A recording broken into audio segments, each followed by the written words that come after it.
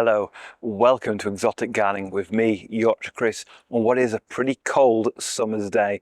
I can say summer because it's well into June now, but it's freezing. It's about 11 degrees right now. It's been very depressingly cold the last few days. Got northerly winds blowing it as well, so it's definitely not ideal for exotic gardening. But in this video, I'm going to do pretty much a tour of the garden, looking at those plants that have come through winter into growth and those are plants that have planted out. So we're looking at the more tender plants overall, and then later in the year we'll do the full summer tour. So let's have a look how this cold weather has affected the plants in the garden. So this is a back garden in pretty much the middle of June 2024. And in this video, we're going to look around the garden, not do a full tour of everything, because that'll be in the summer walkthrough tour in probably July or August this year, depending on growth. But we'll be looking at the plants that have been in the ground all winter and seeing how much have actually grown this spring into early summer.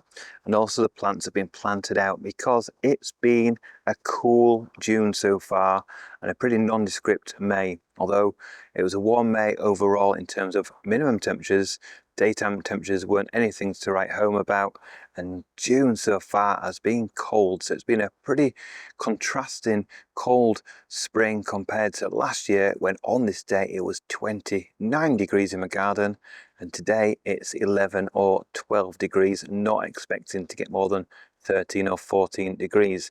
So let's have a look at some of the plants that are growing in the garden. Some are struggling and some are thriving. So yes, blue bamboo's looking good. We've got new shoots developing at the base there, but we're more concerned about the plants around it, the more tender plants. So we've got a big stack of these cannas. These are Canna musifolia. They're only about 30-40 centimeters out of the ground, and they're looking okay. Slugs have had a little go on these leaves, but not too much. And I'm quite pleased with this clump. Although it's not as well developed as this time last year, it's still fine. Plenty of time to really get going. But some other plants aren't doing quite as well. So just in front of it, we've got a small ricinus which hasn't moved at all since I planted it out a couple of weeks ago. We've got a colocasia here, Goligengensis, which was actually indoors over winter, so that's why it's looking so good at the moment. But it is a hardy one that will be left in the ground this year. The Plectranthus and the Coleus solenstormum around here, you know, they're just sitting here. They're not particularly growing much since I planted them out a couple of weeks ago, because it's just not being warm enough. They're just surviving rather than thriving. And the concerning thing is the nighttime temperatures over the next week or so are down to sort of 6-7 degrees, which is pretty cool, and at the edge of what solenstormum or Coleus like to have. But if we go around here, we can see how the garden's shaping up. And this is the area which, in height of summer, is completely covered in colourful flowers and foliage plants. But because it's been a cold start to the year, you can see we've still got lots of bare earth, and plants are very small indeed. But some things are okay. So the Hedychium forestii ginger here, nice clump of it, that's about 40 centimeters tall. And we've got a much bigger clump of it over there, which is taking over a good 2-meter triangle shape there, and it's actually coming through the edge of the path as well. So nice vigorous ginger, and it'll grow to 1.5 to 2 meters tall if we get some warm weather. But you know, dahlias, they're here. They're not as far on as this time last year, but they're okay. You know, they're about 30 centimeters out of the ground. This one's only about 15-20 centimeters out of the ground. So they're not large yet. They're definitely not flowering yet, but they stay out all winter and they reliably come back each year. Here we've got a sprinkling of seedlings that have just come through from self-seeded, but they're nowhere near as far developed as they should be if it had been warmer. So here we have got Cleome spider flowers. The ones that actually grew from the seed this year on purpose are just over there in the middle of the frame. Tiny plant, but should cover a big area once it grows up. At the top you've got the Mexican sunflower Tiphonia, To the right, you've got a ricinus, and also you've also got a dahlia, tree dahlia as well. But what you mainly see in short is lots of bare earth. It's actually been pretty dry the last week or two here with just a little shower, but last night and this morning it did rain substantially, so we have got nice watering for these plants, so hopefully they'll crack on and start growing when the temperatures rise. But a lot of things, you know, they're just sat there basically. So the zinnias and the plectranthus, like I said, they're just sat there rather than growing much at the moment. The plant that's been out all year, of course, is the zygomeris here. Mesia zygomeris, nice clump, nice healthy green leaves, about 50-60 centimeters tall, about 80-90 centimeters wide, this big clump here, and that will carry on growing and be easily 2 meters by the end of summer. Another type of canna we have is Canna alisteinii, and that is about 56 centimeters tall at the moment. Slugs have had a little go at this, but as long as growth outpaces slugs, then it'll be fine, grow out that damage pretty quickly. And it shows that, you know, these don't need really warm temperatures to get going. They've been in the ground all winter and now, you know, are a decent height already in this warm sheltered spot. But you can see other plants, you can see little green blotches on the ground in the picture there. They are, you know, plants that should get to substantial size, like I've mentioned, the ricinus over there, Mexican sunflowers. We've got some other gingers here and there. We've got some more Solenstomum, Coleus, Irisine, Perella are those dark leaf plants. I'll do a full tour in summer, so you'll see more of the names as we go through the summer tour. But here we're just looking at the actual size of plants and the growth. A nice dark leaf canna there, which is looking okay, but yet, you know, it's not really growing that fast at the moment. Something interesting is the fact that my tobacco plants, the Nicotiana, have actually come through winter. So some plants like this isn't a seedling from this year, they've actually come through the roots of last year's plant and they've regrown around the main part of the dead stem. So that's actually come through the winter, and it's, you know, got another one over there. We've actually got quite a few around the garden and they've actually come through winter, whereas this one is from seed this spring. And you can see it's already flowering, but it's only been outside for a week or two, whereas this one's been out in the ground all year and sort of regrown. So it's nice to see that it can come back from the roots. Might have to speed up my tour now because I think it might rain again very soon. Over here, similar sort of plants. We mentioned the gingers. We've also got a canna. This is more musifolia, and you can hardly see it into growth here because this is a more shady spot compared to the other side of the garden over there where it's in decent growth. Over here it's just coming through and competing with the slugs and snails. But we have got some begonias, so some tender begonias, not the hardy begonias, but what you'd class as tender begonias have actually come through there. So I think that's probably begonia bonfire. That's come through the winter, which is pleasing to see.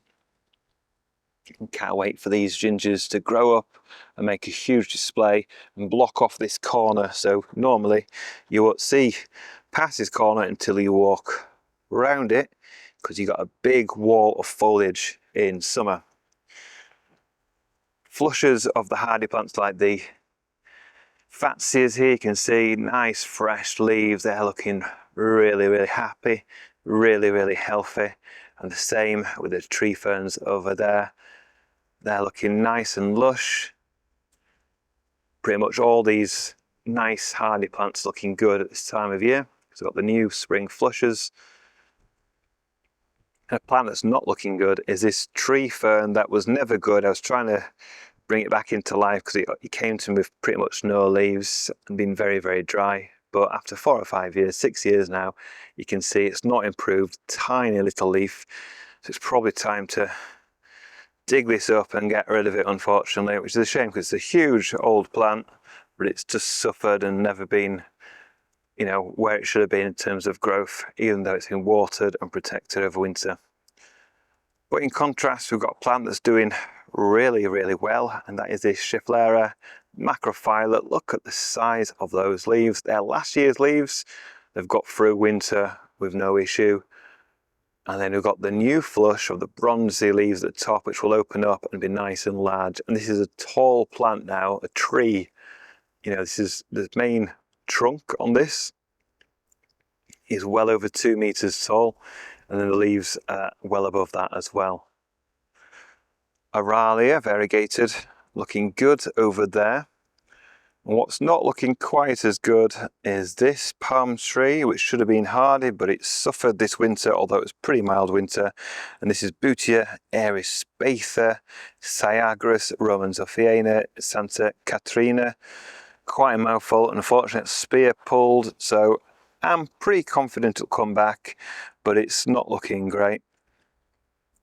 We did have another palm tree over here, which was actually a surprise that it's pretty much died off this winter, which was a Butia cross with Jabea F3, and that's pretty much done for, spear pulled and gone completely brown. But my trusty palm trees, my Trachycarpus behind, are all looking really happy, healthy. Many have flowered, as you've probably seen in an earlier video, and they're a great backdrop to the more tender tropical plants in front. And we'll just move through the garden now. Got the Phagesia bamboos up there shooting for the skies. They're doing well. We've got the hardy begonias. So this is begonia torso with the huge leaves. A little bit behind, obviously, the ones that I've still got in the greenhouse, but they're good. And the more sort of intricately shaped leaf of that begonia as well. The wind's picking up now. It's a north wind at the moment, pretty cold. That's why the temperature's subdued. But look at this monster. Because of all the rain over winter and into spring, we've got a huge Gunnera cryptica, which that leaf up there is about 2 meters across, about 2.5 meters tall, 3 meters tall. It's absolutely huge this year. Massive leaves that I keep cutting back because obviously I don't want them to come over the path too much. But, you know, a huge dramatic plant. Obviously you can't buy this plant anymore because it's been put on the banned list, but it's a great plant if you do have it. Grasses are doing fine. Got the zebra grass there, showing some nice stripes already. And then we've got the Miscanthus gigantea sacrophyllus that's about 2 meters tall now, so that's grown, even though it's not been a warm spring. Now let's go over the bridge. I've turned off the waterfall so you can hear me better. And around the waterfall, it's changed a little bit because next door I put up a nice pergola and a fence. So we've got more shelter in this area, and it increases humidity, and it just gives a better feel for this area, to be honest. So thank you for doing that. We've got nice palm trees. We've got the ferns growing actually in the rocks and the waterfall. We've got the Gunnera tinctorias that are into, you know, full leaf now, looking great there. Again, a plant that's no longer available. Xanthodecia growing in the water as a pond marginal there, and that's happily flowering away. And on the other side, we've also got Xanthodecias, but actually in soil there. Nice little heuchera. And then we've got the purple fantasy, which needs a late Chelsea chop now. You can see it's growing all over the pond, so I'll cut that back. It's starting to flower, and it'll reflush and look great for the open days in August. The garden will be open for charity on the 10th and 11th of August. Tickets are available on the National Garden Scheme's website. And then with the archway cleared, you can see a great view down to the Jabea, which is slow and steady.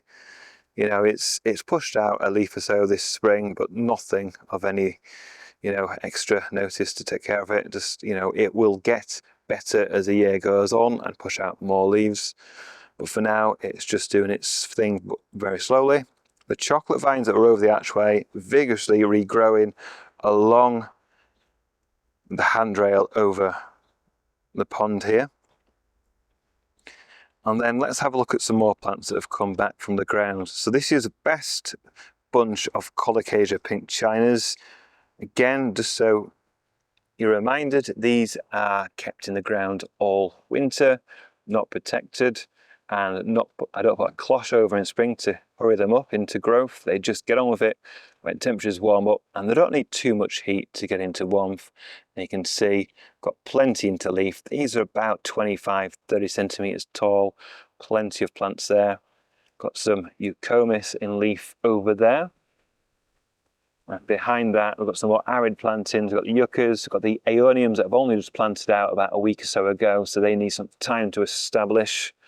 And we've also got, if you watched my video, was it last week when I looked at summer bedding, got a couple of salvias, and these have been planted here. Nice sunny spot, well-drained soil, beautiful red flowers already on that one. It should flower all summer long.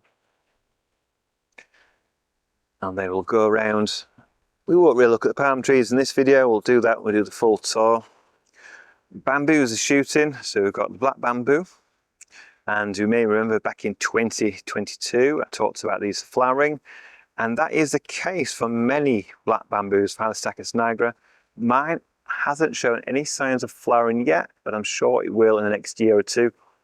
It's shooting lots of new canes on this one. But if you watch Gardener's World as a UK viewer, or you can watch it in the US as well, Monty Dunn was talking about his Phyllostatus nigra that's completely in flower and dying off, putting all the energy into flowering and pretty much killing the plant. So he'll be digging that up. I'm sure many people will be doing that with black bamboos this summer as well. We got one echium that survived. It sort of split into many heads, so you got that one there. And we'll just walk through down here.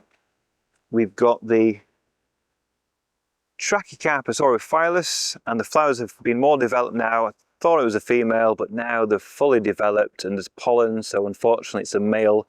So I hope you're getting seeds off my Trachycarpus aureophilus. That area of the garden we won't really look at now. We've got tree ferns down there and some palms.